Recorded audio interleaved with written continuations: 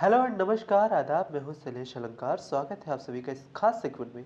बात हो रही संविधान के सभी भागों के बारे में। इन भागों को देखने के बाद हम लोग बारी बारी करके एक एक भाग को पढ़ने वाले हैं अगले सेगमेंट में या आने वाले सेगमेंट में। फिलहाल आज के सेगमेंट में हम लोग पढ़ेंगे जो भारतीय संविधान है उसके भाग कौन से हैं, कितने हैं, उन भागों में क्या क्या लिखा हुआ है, उनके अनुच्छेद कितने हैं, इन सब चीज़ों पे डिस्कशन होने वाला है। पहले भाग की बात करें तो पहला भाग है संघ एवं उसका राज्य क्षेत्र यानी यूनियन ऑफ द स्टेट।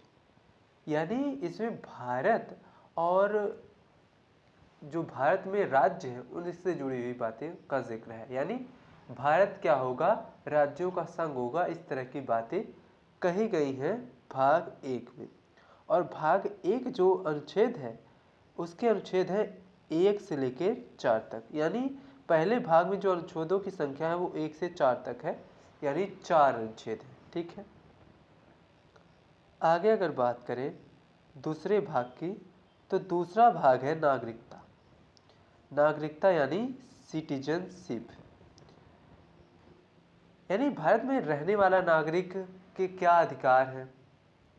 अगर भारत में रहने के लिए जो कह सकते हैं, अगर भारत में कोई व्यक्ति है बाहरी, उसको भारत की नागरिकता चाहिए तो उसके लिए क्या प्रावधान है। भारत से बाहर कोई भारतीय व्यक्ति चला गया और लौट के नहीं आ रहा है 7-8 साल तक, तो उसके लिए क्या प्रावधान है। इन सारी चीज़ों का डिस्कशन जो है वो अनुच्छेद 5 से लेकर 11 तक मिलता है। ठीक है। अगला अगर बात करें भाग 3 तो भाग 3 क्या कहता है, मौलिक अधिकारों के बारे में बात करता है, यानी फंडामेंटल राइट्स के बारे में बात करता है। यानी हमारे जो अधिकार है, जो ऐसे अधिकार जो एक मनुष्य को सम्मान पूर्वक जीवन जीने के लिए मिले हुए हैं, ऐसे अधिकारों को हम लोग कह सकते हैं मौलिक अधिकार। और ये इनके लिए जो अनुच्छेद बनाए गए हैं वो 12 से लेकर 35 तक है। इन्हें भी आने वाले समय में पढ़ेंगे। भाग 3 को भीमराव अम्बेडकर जी कहते हैं कि ये क्या है, भारतीय संविधान की आत्मा है। यानी अगर इसको निकाल दिया जाए भाग 3 को, यानी मौलिक अधिकार को निकाल दिया जाए तो संविधान जो है वो मरी मरी सी लगेगी। किसी भी देश का संविधान से अगर मौलिक अधिकार निकाल लिया जाए तो ऐसा लगेगा कि उस किसी बॉडी से उसका आत्मा निकाल लिया गया है। ठीक। देखेंगे भाग 4 की बात करें तो भाग 4 जो है इसमें लिखा है राज्य के नीति निर्देशक तत्व यानी directive principles of state policy. इसमें क्या है, राज्य यानी जो सरकार है वो देश के लिए कल्याणकारी नीतियों का निर्माण करेंगे। देश के हित में कह सकते हैं नए नए नवाचार, नया नया कानून, नया नया कह सकते हैं कि अधिनियम लाएंगे जिससे देश के लोगों का, देश का और कह सकते हैं कि देश के आर्थिक विकास में उसका योगदान होगा। ठीक है। और इसका जो अनुच्छेद है वो 36 से लेकर 51 तक।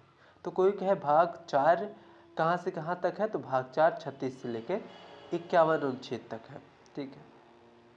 उसके बाद बात करें हम लोग भाग 4 क या 4A। इसको 4 क भी पढ़ते हैं, 4 क भी, हिंदी वाले 4 क पढ़ते हैं और इंग्लिश वाले 4A। तो भाग 4A की बात करें तो इसमें मूल कर्तव्य है।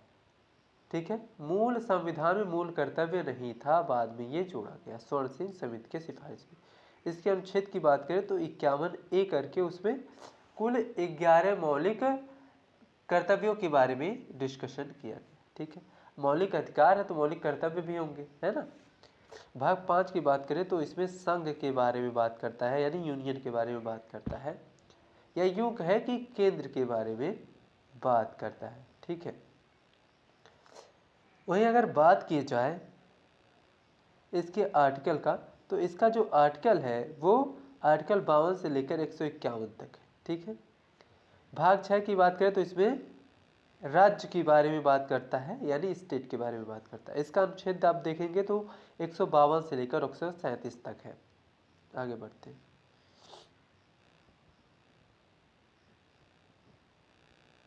भाग 7 की बात किया जाए तो ये अभी वर्तमान में अस्तित्व में नहीं है। ये स्पेशल स्टेट की बात करता है।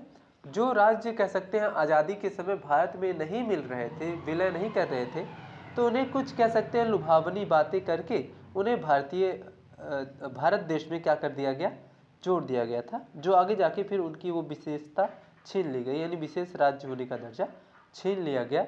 ये आर्टिकल 238 है और ये जो है वर्तमान में अस्तित्व में नहीं है, यानी ये पूरा आर्टिकल ही क्या हो रखा है, रद्द कर दिया गया है। और ये जो रद्द किया गया वो 7वां संविधान संशोधन 1956 में ही रद्द कर दिया गया। ठीक है, आगे देखेंगे। भाग 8 की बात करें तो भाग 8 क्या कहता है, केंद्र शासित प्रदेश की बात करता है। अच्छा, एक चीज देखेंगे, जो भाग 7 है वो उसमें अभी भी आज तक जो है अस्तित्व में कह सकते हैं कि नहीं है, आज तक वो निश्चित पड़ा हुआ है, वहाँ पे कोई कह सकते हैं उसका कोई योगदान नहीं है। आज देखेंगे कि हाँ, जब देश बंटवारा हो रहा था उस समय उसका योगदान था, वो लोक लुभावन बातें यानी विशेष राज्य होने का दर्जा देने की बात कह के उन्हें मिला लिया गया। बाद में लगा कि नहीं, दो ही प्रकार के राज्य होना चाहिए, राज्य और केंद्र शासित प्रदेश, तो उसके बाद उसे डिसमिस कर दिया गया। ठीक है, तो केंद्र शासित प्रदेश की बात करें तो इसका कुल अनुच्छेद क्या है, 239 से लेकर 243 तक है। भाग 9 की बात करें, पहले भाग 9 में आप एक चीज देखेंगे, पहले भाग 9 में 1956 तक, 1955 तक ऐसे कह सकते हैं, 1955 तक यहाँ भाग 9 में अंडमान और निकोबार के बारे में जिक्र हुआ करता था, लेकिन 7वां संविधान संशोधन करके 1956 में कह सकते हैं अंडमान निकोबार को भाग 8 में यानी केंद्र शासित प्रदेश में स्थानांतरित कर दिया गया, यानी उसे भी केंद्र शासित प्रदेश का दर्जा दे दिया गया। और आगे, और ये क्या हो गया, भाग 9 उस समय खाली पड़ा हुआ था, जो आगे चलकर कह सकते हैं 1993-94 में भाग 9A और भाग 9 और भाग 9A के रूप में आता है।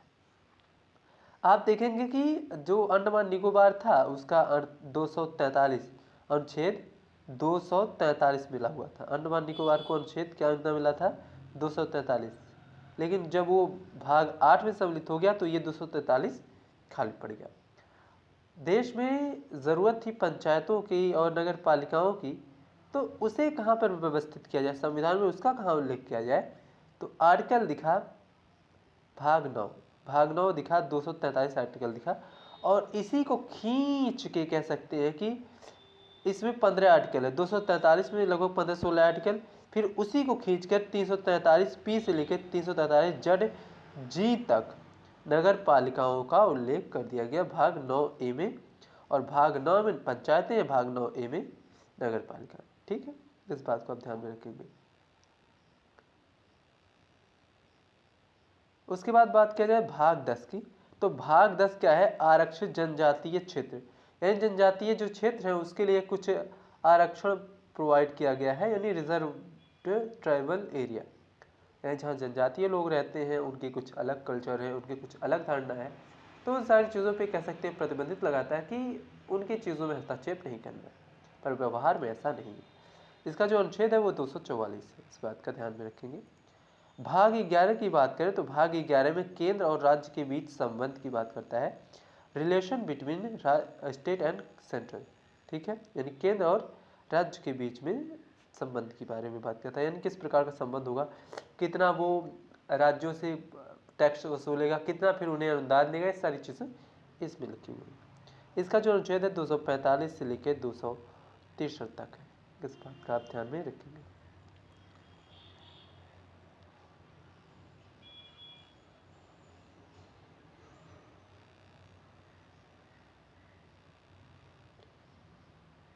भाग 12 की बात किया जाए तो भाग 12 में वित्त, संपत्ति, संविदाएं और वाद के बारे में बात करता है। क्या है ये? यह finance and properties about law, इन सारी चीज़ों के बारे में बात करता है, यानी संपत्ति से जुड़ी हुई बातों के बारे में बात करता है। ये अनुच्छेद जो है 364 से लेकर 300A तक है, इस बात को ध्यान में रखेंगे।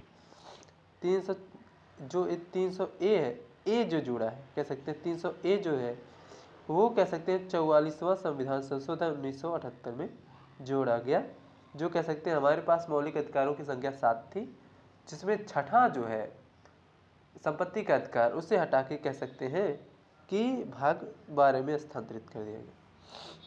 वहीं बात करें भाग 13 का, यानी पार्ट 13 का, तो देश के भीतर व्यापार और वाणिज्य के बारे में, यानी देश के भीतर किन चीज़ों पे सरकार मान्यता देगी, किन चीज़ों पर प्रतिबंधित होगी, क्या क्या सरकार अपने कह सकते हैं कि ग्रोथ के लिए, अपने राज्य के विकास के लिए क्या क्या बिजनेस व्यापार कर सकते हैं, देश से बाहर, देश के भीतर किन किन चीज़ों के बारे में व्यापार हो, हथियार पे प्रतिबंध हो, नशीली चीज़ों पर प्रतिबंध हो, ये सारी चीज़ें उसमें वर्णन हुआ है। समय समय पे चीज़ें सरकार अपने अनुसार बदलती या जोड़ती रहती है। इसके अनुच्छेद की बात करें तो 301 से लेकर 307 तक है, इस बात को आपको ध्यान में रखना।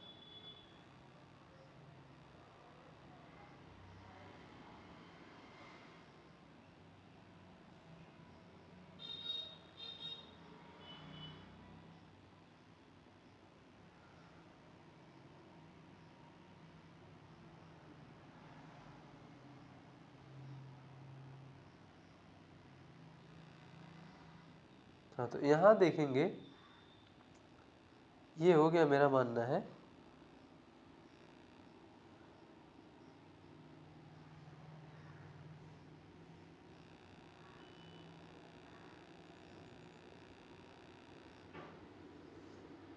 हाँ,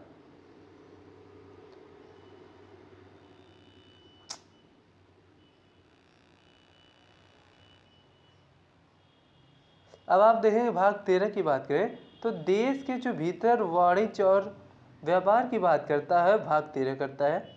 इसका जो आर्टिकल है वो 301 से लेकर 307 तक है, ये हो गया था। अगला अगर बात करें भाग 14 का, तो भाग 14 में केंद्र और राज्य के अधीन सेवाओं के बारे में बात करता है, यानी एडमिनिस्ट्रेशन कहें या सर्विसेज कहें, under of central and state, यानी राज्य सेवा के अधीन, राज्य के अधीन कौन सी सेवाएं आएंगी और सेंटर के अधीन कौन सी सेवाएं आएंगी, ये सारी चीज़ों के बारे में आर्टिकल 308 से लेकर 323 तक जिक्र किया गया है, यानी भाग 14 में जिक्र किया गया है।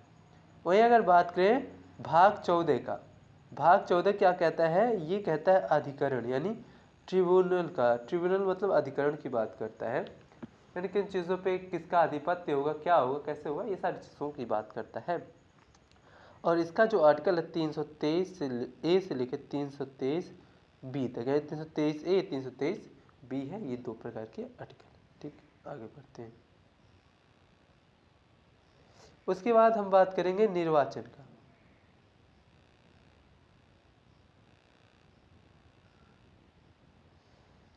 ओहो, फिर से ऐसे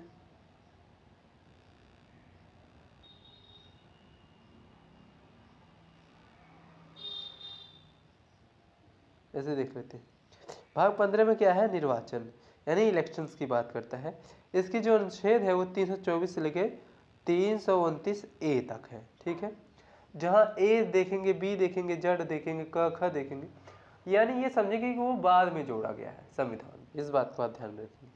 भाग 16 की बात करें तो भाग 16 क्या है, कुछ वर्गों के लिए विशेष प्रावधान की बात करता है, special provision for some category, यानी कुछ ऐसे वर्ग हैं, कुछ ऐसे कह सकते तबका है जिनके लिए कुछ विशेष प्रावधान किया गया है, जैसे SC ST हो गए और बाकी कह सकते हैं जो जनजाति हो गए, इन सारी चीज़ों के बारे इनके बारे में कुछ विशेष बातें कही गई हैं।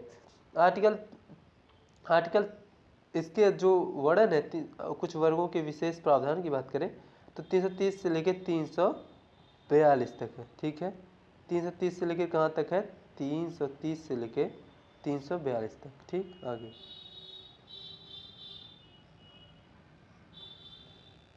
भाग देखेंगे, भाग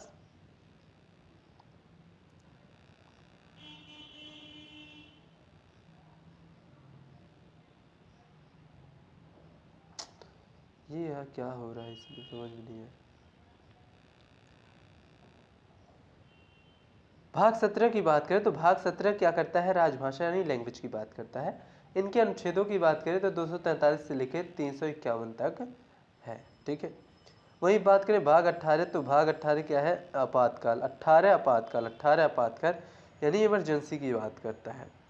इसके अनुच्छेद की बात करें तो अनुच्छेद 352 से 360, इसमें अलग अलग अनुच्छेद है कि फाइनेंस जो है उसका वित्त आपात और बाकी कह सकते हैं अलग अलग आपात, तो उन सारी चीज़ों के बारे में 352 से 360 के बीच में है। वही भाग 19 की बात करें तो भाग 19 क्या कहता है, विविध यानी अदर थिंग है, जो भी चीज़ें रह गई हैं कह सकते हैं ऊपर की कुछ दराजों में, तो वो उसमें इंक्लूड है।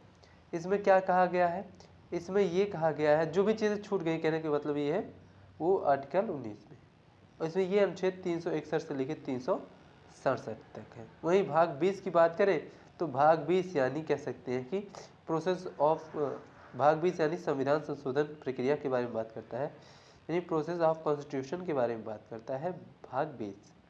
इसका जो अनुच्छेद है वो 368, ठीक। वहीं अगर बात करें हम लोग भाग 21 का, तो भाग 21 क्या है, अस्थायी संक्रमण काल के लिए विशेष प्रावधान के बारे में बात करता है। यानी कभी कोई टेम्परेरी पेंडेमिक आ गया या फिर क्राइसिस आ गया, उस समय कह सकते हैं कि क्या प्रावधान किए जाए, इन सारी चीज़ों के बारे में वर्णन किया गया। किसमें, 369 से लेकर 392 तक के अनुच्छेदों में, ठीक। आगे यहाँ देखेंगे, ये रुक नहीं रहा है, यहाँ पर लिखा हुआ है कि वैसे देख लीजिए, ये बढ़ेगा तो है नहीं, एक मिनट देखते हैं, चलिए तो देखते हैं। 22 भागवे में क्या लिखा है, 22 भागवे में लिखा है संविधान के शीर्षक प्रारंभ संक्षिप्त और संविधान अधिकृत अधिनियमित समाप्त। यानी 22 भाग में ये लिखा गया है कि संविधान का क्या शीर्षक होगा, संविधान में कितने कह सकते हैं कि अनुच्छेद हैं जो अभी संक्षिप्त रूप से लागू किए जा रहे हैं, और कह सकते हैं कि संविधान जो भारत स्वतंत्रता अधिनियम था उसकी समाप्ति से संबंधित विशेष बातें कही गई, ठीक है। तो ये थी टोटल 22 भाग, हालांकि कहने को 22 है लेकिन मोटा मोटी ये 25 भाग, ठीक है। तो फिलहाल आज के लिए बस इतना ही, मिलते हैं अगले सेगमेंट में, जानेंगे कुछ नई चीज़ों के बारे में। तब तक के लिए पढ़ते रहिए, बढ़ते रहिए, नमस्कार।